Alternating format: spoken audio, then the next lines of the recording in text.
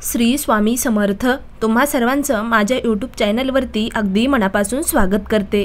तुमच्या मनातील सर्व काही चांगल्या इच्छा स्वामी महाराज नक्की पूर्ण करो हीच स्वामी चरणी प्रार्थना करते आणि आजच्या व्हिडिओला सुरुवात करते। आजचा व्हिडिओ खूप महत्त्वाचा आहे, म्हणजेच आज आपण बघणार आहोत श्री राम जन्म सोहळा साजरा कशा पद्धतीने करायचा आहे, त्याचबरोबर हा श्री रामनवमी उत्सव साजरा करण्याचा उद्देश काय आहे हे सर्व आपण या व्हिडिओमध्ये माहिती बघणार आहोत। त्याचबरोबर श्री राम जन्म सोहळ्या दिवशी कशा पद्धतीने भगवान श्रीरामांची पूजा कशा पद्धतीने करायची हे देखील आपण बघणार आहोत। चला तर मग व्हिडिओला सुरुवात करूया।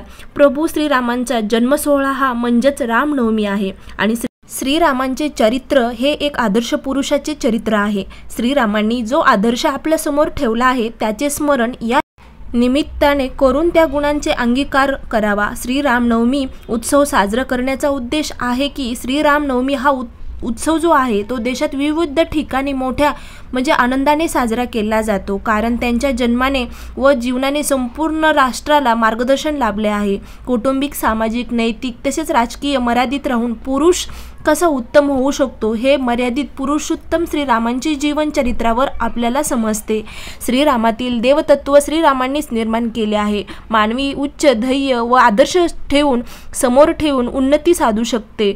त्याचबरोबर हे प्रभू श्रीरामांनी स्वतःच्या जीवनाद्वारे दाखवून दिलेलं आहे। आपल्या विचारातून, विकारातून, व्यवहारातून त्यांनी मर्यादा न सोडता कार्य केले, म्हणून प्रभू श्रीरामांना मर्यादा पुरुषोत्तम असे देखील म्हणतात।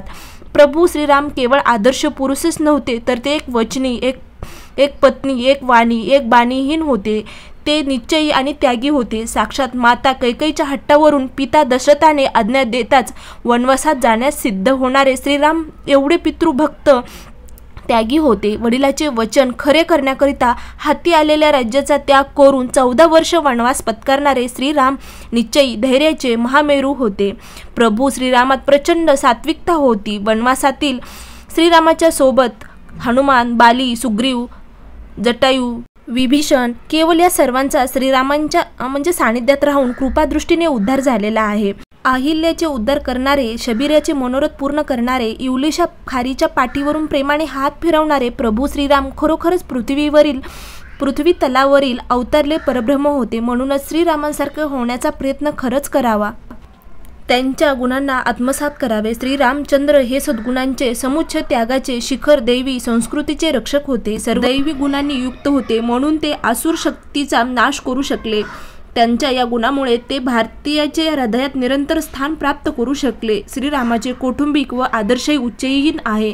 त्यांचा त्याग परकोटाचा आहे, त्यामुळे कलश, भांडणे, स्वार्थ दूर राहतात। माणसाचे हृदय परिवर्तन होते। त्यांच्या मातृपितृप्रेम अवर्णनीय आहे। त्यांची थोडी जरी अनुकरण आजच्या नव्या पिढीने केलं तर या देशात रामराज्य निर्माण झाल्याशिवाय राहणार नाही। श्रीरामांचे अजून एक मोठा गुण रामायणात दिसून येत आहे, तो म्हणजे त्यांना कसलाही लोभ नव्हता। रावणाला मारल्यानंतर लंकेचं राज्य त्यांनी स्वतःकडे न ठेवता विभीषणला देऊन टाकले, बलीला मारून सुग्रीवाला राज्य केले। श्रीरामांचे मित्रप्रेम, गुरुप्रेम, बंधुप्रेम, भक्तिप्रेम, मातृपितृप्रेम, पत्नीप्रेम, देशप्रेम, प्रजाप्रेम हे सर्वच गुण घेण्यासारखे आहेत। श्रीराम जे प्रजापालक केवळच निष्काम प्रेम, उर्मिलाचे विश्वास, लक्ष्मणाचे निष्काम कर्मयोग, भरताचे आदर्श आणि हनुमंताचे सर्वस्व आहेत। भारतभूमी ही धन्य आहे जिथे श्रीराम कृष्णासारखे आदर्श जन्माला आले। परब्रह्माने साक्षात जीवनाचा कर्मयोगाचा आदर्श घालून दिला, म्हणून या भूमीचे महत्त्व श्रीरामांचा आदर्श आपण श्रीरामनवमीच्या निमित्ताने अभ्यासायचा असतो, त्याचे चिंतन मनन करून आचरणात आणायचं असतं। श्री राम प्रभू हे मानवी मात्राला प्रेरणा देणारे, सागरासारखे गंभीर, आकाशासारखे विशाल, हिमालयासारखे उद्धत होते। त्यांच्या जीवनगुण आज संस्कृती टिकण्यासाठी अत्यंत आवश्यक झालेले आहे। तर श्रीरामनवमीच्या दिवशी आपल्याला अशा काही सेवा करायच्या आहेत।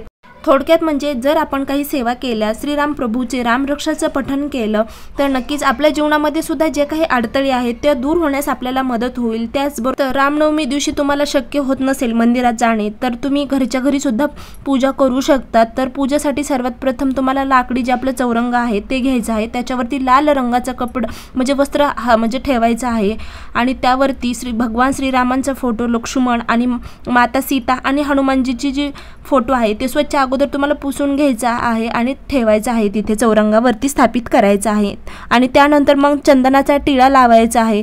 त्यानंतर अक्षदा, फूल अर्पण करायचं आहे।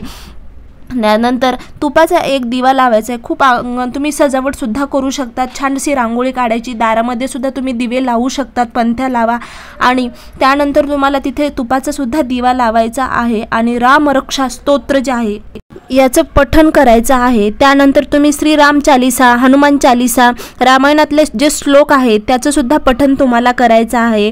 जर तुमची इच्छा असेल तर तुम्ही त्या दिवशी सुंदरकांडातील पठण, हनुमान चालीसा याचं सुद्धा तुम्ही पठण करू शकतात. खूप प्रभावीशाली अशी सेवा आहे आणि राम म्हणजे पाळणा तुम्हाला म्हणायचा आहे. त्यानंतर आणि राम जन्म जे आहे, उत्सव आहे, रामनवमी आहे तर साजरी करायची आहे. अगदी सोप्या पद्धतीनं ही अशा प्रकारे साजरी करा. जर तुम्हाला शक्य होत असेल तर तुम्ही मंदिरात जाऊन तिथेही साजरी करू शकतात.